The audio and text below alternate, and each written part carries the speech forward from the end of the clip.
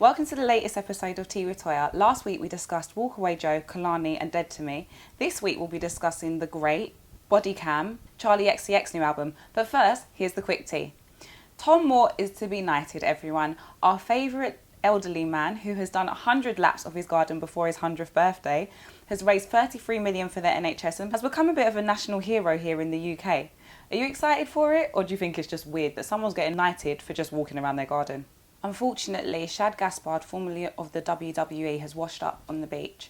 He was swept out to sea with his son. I don't think his son has been found as of yet, but my prayers are going out for the family. Adil El Arabi and Bilal Farah, directors of Bad Boys 3, have now been roped in to do an exclusive of Beverly Hills Cop 4 for Netflix. It's still being produced by Jerry Bruckheimer, but having the same team on board is a little bit questionable because now I'm like, is Beverly Hills Cop 4 going to be the same as Bad Boys 3? I really hope not, because I really liked the way Bad Boys 3 ended. And they've got a new one coming too, Bad Boys 4. Which one will you be watching? Rapman, who is one of our other UK treasures, has now been asked by Paramount to direct a new film where Russell Crowe is one of the lead stars. The film American Son, which is going to be a remake of a French film from 10 years ago called A Prophet, is set to be released, well, when we can get back to filming, I suppose. It's about a young man who gets sent to prison because he's caught up in a gang mob war. I'm quite excited for it, and I feel like Rapman's quite good at doing these urban projects. So what do you think? Do you think he'll do well at directing another film? That was a quick tea. Now for the real sip. Right, got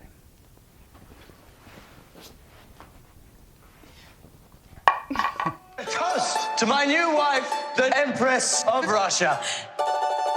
Huzzah! It is... No, you don't talk, my love. Oh, of course. I don't often talk about period dramas, but I actually really like them. The fact you get to play dress up, I mean, I find it so much fun.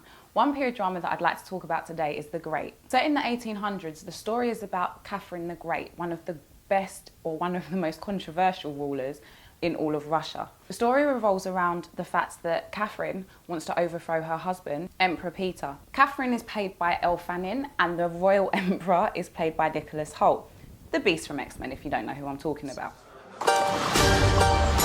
It must be an enormous responsibility and honour to lead a country of such import. It's actually not that hard.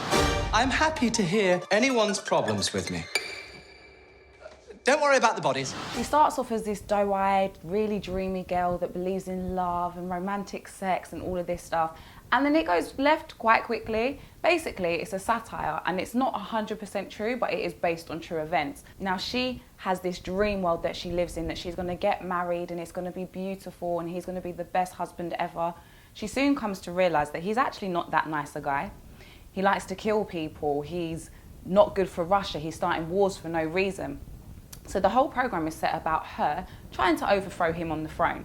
Can I just say, it is comedy genius. It's a little bit vulgar, it's got a little bit of sex in it, and there's a lot of swearing. However, I did sit there and I was gripped from start to finish. These sticks are to enhance your fertility, but I cannot work out whether we wave them over your womb or insert them into you. I'm pretty sure it's a wave them situation. If you haven't checked it out, make sure you do.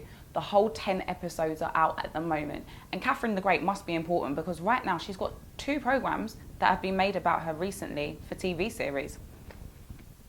Definitely a woman that I aspire to. This week's trailer is going to be a film starring Mary J Blige. I'm super duper excited to watch it.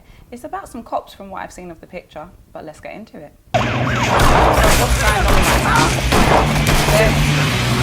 Very confused. This looks like a horror film. I'll take it from here.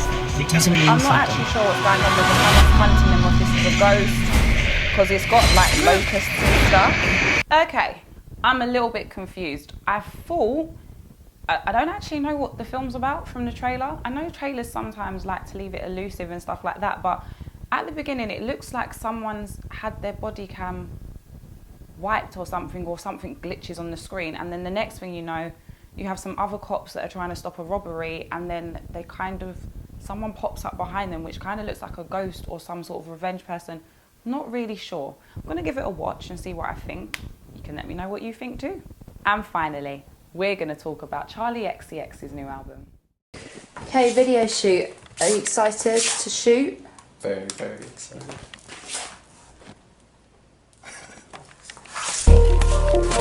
too. Charli XCX is our Essex girl gone good. After having hits like Boom Clap and I Like It, she shot to overnight stardom when she did Fancy with Iggy Azalea, and she earned 2 Grammy nominations from it. Her latest album is an 11-track album titled How I'm Feeling Now. And can I just say, I was a little bit disappointed.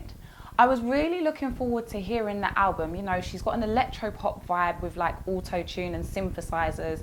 And I'm gonna be honest, do we all remember Sweet Like Chocolate, where it was like that poppy, quirky sound that we all loved? I was anticipating it being a bit like that because I'm one of her biggest fans of the song Boys. I don't know if you remember that one. And I just was really upset because there was only like one song on the album I actually really gravitated towards, called Claws, but everything sounded exactly the same to me otherwise. And don't get me wrong, I'm a girl that loves lyrics, so I like to listen to the lyrics of a song, but I couldn't get past the fact that everything to me sounded the same. I like everything about you. Co-produced with Alexander Guy Cook, I was really looking forward to, like I said, hearing this album and seeing what she brought to the table. The only thing I will say is she knows how to write a catchy pop hook because the album was actually full of them. And I kind of feel like the honesty and intimacy that you need from an album, like you want to feel like you know the person. I don't really feel like I got that from this album from Charli XCX. I don't feel like I know her any more than I have from previous songs. So like I said, I was a little bit underwhelmed, but it has been trending and a lot of people have got a lot of positive things to say about this album. So let me know, have you had a listen? Do you like her new album? That's it for this week's Tea with Toya. Make sure you watch next week when we will be discussing The Lovebirds by Issa Rae.